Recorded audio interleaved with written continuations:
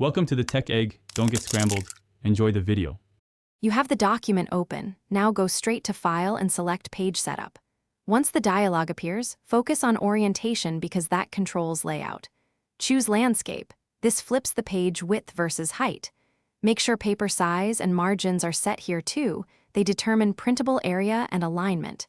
If you want the change only for the current section, note that default applies to the whole document. Once done, click OK to apply and move to Arranging Content for the new layout.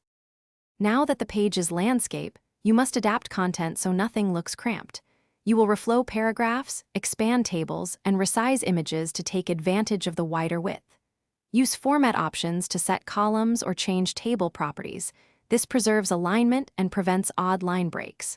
Also check header and footer sizes. They often stay narrow and need expansion.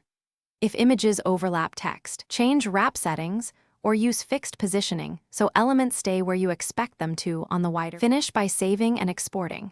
File right arrow download lets you create a PDF or Word file that preserves landscape orientation. If parts still look wrong, inspect section breaks because page setup can be section specific.